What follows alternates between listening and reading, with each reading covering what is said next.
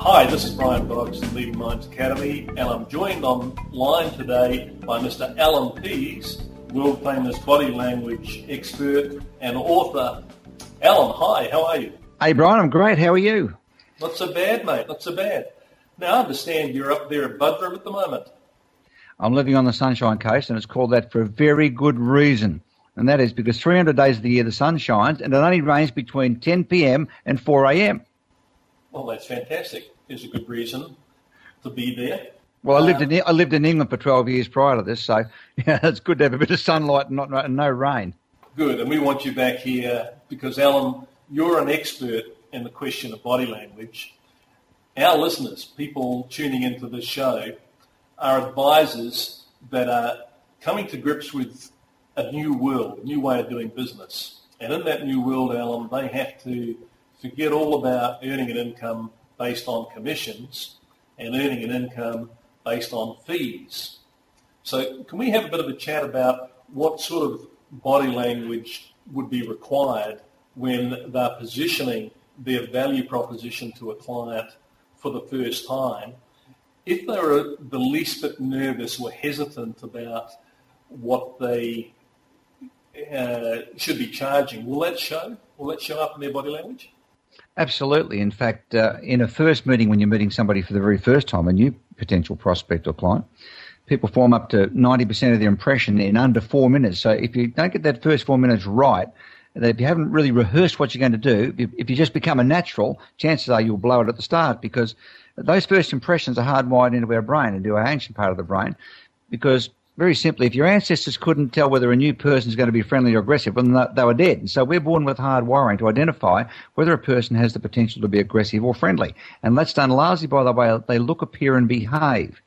And women's brains are far more wired to do this than men, because survival of children depends on women knowing whether they had to run and hide or whether they could stay on the open. And the consequence of that is why you can't lie to women to their face, Brian. You shouldn't even attempt to lie to their face. You should ring them up. It's a much safer bet. So people decide very quickly in that first 4 minutes whether they're going to say yes or no to anything you suggest. And it's based largely on the way you appear. Okay, and now I'm sure a lot of this can be found in your book, The Definitive Book of Body Language, which I understand is quite a tome these days. It's how many pages, Allan? Well, the current version of it, which is almost a training manual, I reckon it's the best book ever written on the subject, even though I wrote it myself. It really is. There's a lot of books out there on body language. But the original book I wrote, which was 156 pages, just called Body Language, which is where the word started. I wrote that when I was a financial advisor back in the insurance business days, back in the 70s, as you recall, when we were both much younger and had dark hair. And the new version of it has a lot of the new technology, of the ability to look inside the brain and see what part of the brain's working and how the blood flow is working when you're telling the truth or telling a lie. And it gives you clues that we didn't know about back in the 70s, because there was no computers then, as to how to look at someone and get a bit of an indication of whether they're with you or against you, or likely to say yes or no. Yeah, I recall that. In fact, I started in the business in the 80s, and by that time Allan Pease was already a legend in your own lunchtime as a financial advisor. Yeah, that's right. I mean, I started back in 1971 when your brother Frank was in the business. And back in those days, it was the old whole of life 5-year convertible and endowment policies. That's all that ever existed. Inflation might have been 1 or 2%. And the average earnings were around $100 a week back in those days. Times have changed and the industry's changed, and along with remuneration. But it's a time when certainly new advisors coming into this industry are having to learn a lot more about the art of communication. An important part of that communication, of course, is learning the skill set that you have perfected. And I'd be encouraging our listeners to go and have a look at particularly that definitive book of body language. But Allan, you've written much more than this, haven't you? You've written, your latest book intrigues me. Tell us about that. Yeah, well, since the 70s, I've written 17 books. We've had 9 number ones in consecutive row. We've sold 26 million books, and we're in 52 languages, 161 countries. It's been an enormous business for us the last 20 years. And all the books have to do with communication skills. That is, sussing people out and getting it right and getting people to like you and buy you, because the bottom line of it all, and this is the heart of the subject that you were talking with me about earlier, is that if people buy you, if they like you and feel comfortable with you, if you're non-intimidating, non-threatening, and they feel you understand them, there's a good chance that they're going to buy whatever goes with you. and the reverse is also true, Brian. If people don't buy you because there's something about the way you behave or the way you look or your body language, minor things that you probably you're not even aware that you're doing. If they turn off from that, then they won't buy whatever goes with you, even if it's in their best interest. And that's something we found, that people will say no to something or to someone, even if it's in their best interest to say yes, because like all products and services, we know we can get the same product or service that you're offering from a competitor or from someone else. We all know that. Like, if you're going to buy a colour TV, you know it's the same price regardless of which store you go to. There's only maybe $10 or $20 difference in colour TVs. So if we're treated really nicely and professionally, and people that we meet for the first time in these stores are interested in us, we'll hand over our money because we know there's not much difference in the cost of something these days, and we'd rather not spend $20 or $30 in our time driving to the next store. Absolutely. Absolutely. So is there a tip that you could give for somebody that's engaging with a client, perhaps for the very first time? What is an absolute must do or absolutely must not do? Right. Well, the first thing is to understand that 60 to 80% of all the impact of messages sent and received face-to-face is non-verbal. The way you look, appear and behave has far more impact on the outcome of how it's going to go than what you actually said.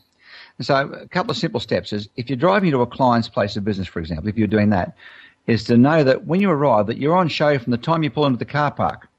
Because smart business operators, and I'm one of them, I look out over my car park. So anybody who wants to come and see me, I watch them getting out of their car to see how they behave. What body parts do they scratch or rub before they come up and approach me? And look, we had a guy here recently, and I was really keen to buy this guy's product and service. And the women in my office had canvassed around. We got 3 best guys, and this was the first one. And I was really excited about this. He got out of the car in the car park, and my 3 office staff here could see him as well. And as he got out, he put his hand down to his crutch and gave it a hell of a big scratch.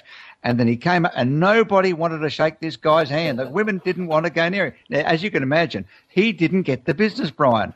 Now, it wasn't that his product wasn't any good. In fact, it was as good, in some ways better than the others. But the girls didn't want to deal with some guy who scratched his crutch before he arrived. I love it. So the first thing is to realise that you're on display the minute you arrive in someone's car park. Secondly, that what you've got to do in terms of your personal style is to be what we call non-threatening. That's when a person sees you, they say to themselves, something about this person that, I hit it off with them. When we first met, they say the vibes were there, the chemistry was good. Now, in my business for the last 30 years, I've been analysing the vibes and the chemistry frame by frame, particularly that first 4 minutes, to see what's taking place between people that's creating good vibes or bad vibes, and then make sure that you do the good vibe part things on purpose and practice them. These include, when you walk into someone's reception area, if you go to their place of business, is to always stand in the reception area. Don't sit.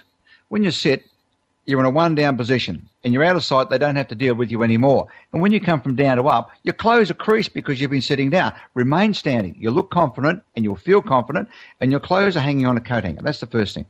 So now they say you can go and meet whoever your potential client or prospect is.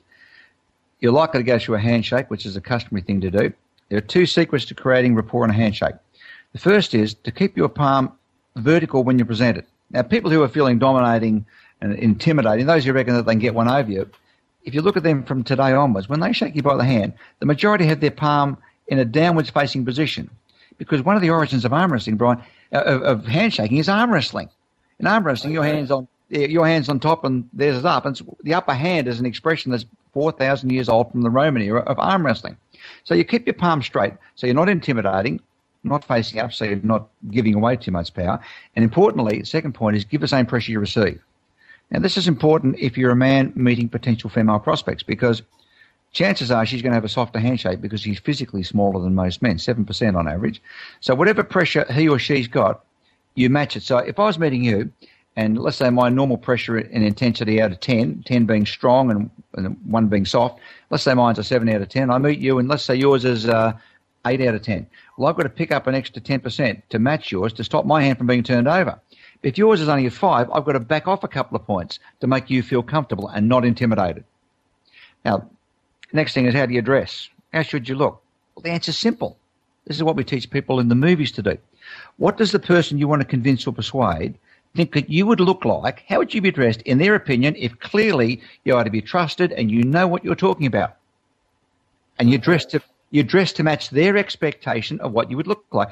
Now, if you went to see a lawyer, for example, Brian, to defend you in court on a major crime, if the lawyer came out with a pair of shorts and a pair of thongs and a 5-day growth and a single earring in one ear and a goatee beard, how confident would you feel of getting off or getting a good case?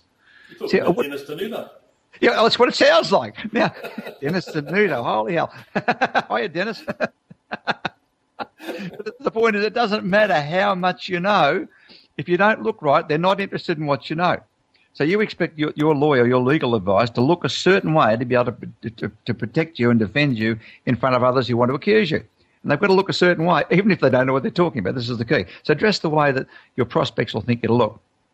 Now, the next point is, once you go into someone's office, when you walk through an office door, there's a real secret to doing this.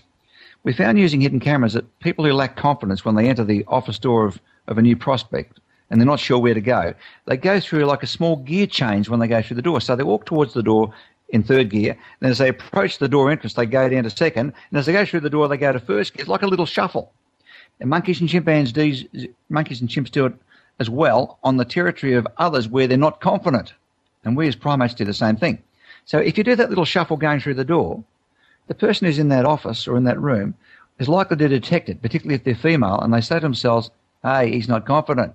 He's lacking a bit of confidence. It's not a conscious decision. They just get a feeling you're not self-assured, which you've got to present yourself as confident, even if you're not.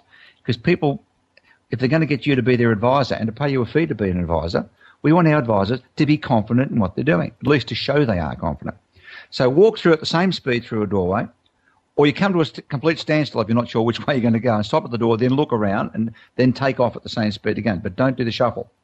Now, when you're sitting in a chair, chances are you're going to be positioned opposite a person if you're in their office, which is the worst place you can be. It's what we call the defensive position. When you put barriers between people, what we found is that conversations are shorter, sentences are shorter, and you get up to 40% less agreement to what you're saying. So people argue the point across the table, where you want to sit ideally at a round table, but that's not always possible.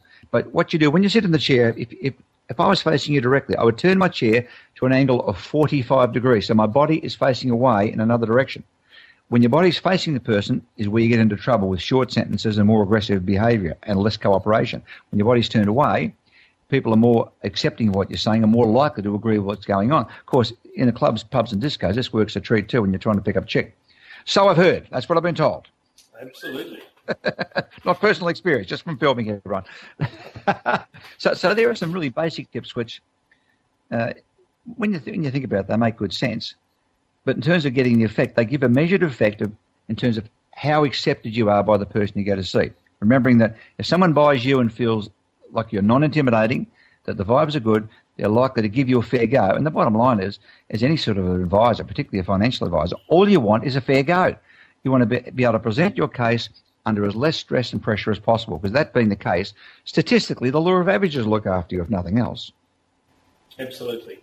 Well, there you go, folks. You heard it directly from the amazing Mr. Allan Pease. It's a pity that you've only got this in audio and you can't see Allan in action as well. But if you ever get the opportunity of seeing him in action, you make sure that you attend that seminar, because he's got some amazing talent. And, of course, with the body language thing, you need to see it as well as hear it. Allan, thank you so much for your time. I understand that you're flat out busy. You're building your new recording studio up there at Budrum at the moment. Well, that's right. I mean, yeah. Studios. Yeah, well, when I started off at 19, I was a guitarist in a rock band in Melbourne. I did that for a couple of years, and I taught guitar. And I planned to tour the world with a rock band until my beloved girlfriend suddenly got pregnant, and that put the end to that, because most musicians, as you know, are very thin through lack of food, lack of money to buy that. So I joined the financial services business, which is what you would have done, of course, if you were a washed-up rock star. And now at pushing 60, I'm back to doing it again, but doing it on a far grander scale than I ever thought possible. Fantastic. And the coincidence is, of course, Allan, so is me. In fact, we both share lower guitars. And, we do. I look forward to jamming with you at some point in the future. In fact, we've got a bit in common. We've both got the same colour hair. We're both pushing 60, and we're both 10 years cancer-free. Yeah, we are. That's true. Absolutely. Probably get hit by a bus any minute. I hope nothing happens to you, Brian, because it'll double on with me. No, it won't, son, because you've got a use-by date tattooed on your bum, if I recall. Yeah, I do. Good memory. I'll have to show it to you sometime. Part pass? Okay, but I won't pass on the opportunity of thanking once more Allan Pease. And folks, if you want to tune in or have a look at Allan's books, we'll have details on the website where you can contact Allan directly and buy his books. I encourage you to do that. Thanks very much for listening. This is Brian Boggs from Living Minds Academy.